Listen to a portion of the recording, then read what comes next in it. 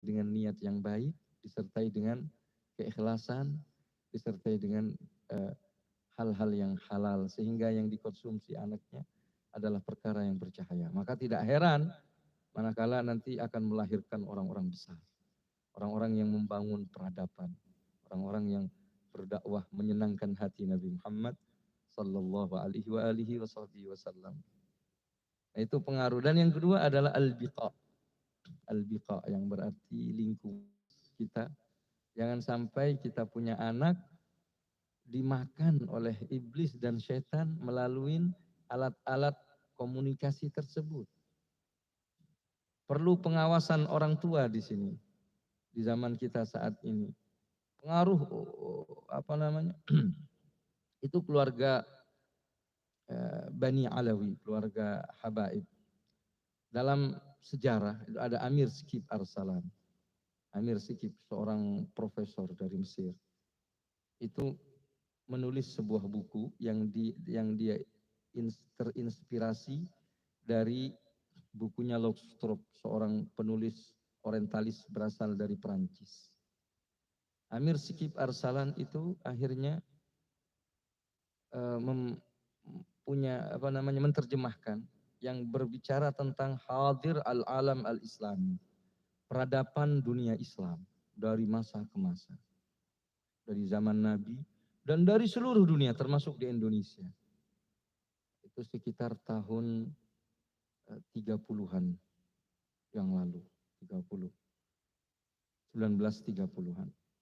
Di antara tulisan beliau, ternyata Islam itu tersebar, kalau diklasifikasi, terkelompok menjadi 3 kelompok. Pertama, Islam yang tersebar di zaman Nabi dan para sahabat serta masa-masa Futuhatul Islamiyah.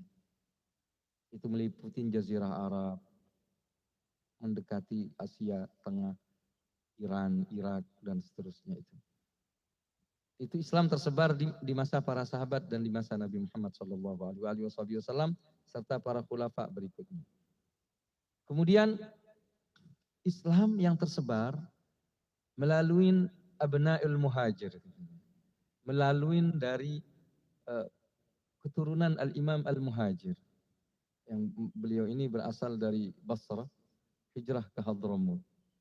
Kemudian memiliki keturunan. Dan subhanallah, keturunannya menyebar kemana-mana. Di antara keturunannya adalah para wali songo yang menyebarkan Islam di Indonesia. Indonesia saja saat ini menjadi negara terbesar di dunia. Negara Islam terbesar dari segi penduduk dan jumlahnya. Belum lagi Asia Tenggara secara umum. Yang mereka masuk Islam melalui mereka. Seperti, dan bukan hanya di Asia Tenggara, Thailand, Malaysia, bukan. Tapi juga di Afrika, di daratan Afrika. Itu juga dari mereka. Di Afrika, bukan hanya di Afrika bagian Sawahil. Bahkan sampai di Afrika Tengah. Dan bahkan di Afrika Selatan. Itu di Afrika Selatan, itu ada syekh yang berasal dari Indonesia. Syekh Yusuf Al-Makassari itu. Dan beliau termasuk murid daripada seorang Al-Habib dan menyebarkan ajaran Islam di sana, di Cape Town. Kemudian di Juzurul Qamar dan di beberapa daratan Afrika. Jadi sepertiga kaum muslimin itu masuk Islam dari mereka. Baru yang lain sepertiga berikutnya itu dikeroyok dari para dai-dai yang lain. Ini di dalam sejarah membuktikan seperti ini dalam penelitian Amir Sikip Arsalan. Nah, kenapa mereka begitu hebatnya?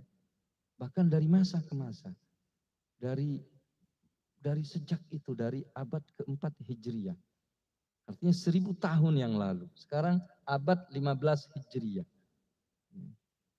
1100 tahun mereka eksis di dalam dakwah. Sampai Syekh Zakaria Al-Kandahlawi, waktu ayah daripada Sayyidil Habib Umar, Habib Muhammad bin Salim bin Hafidh, beliau ikut pertemuan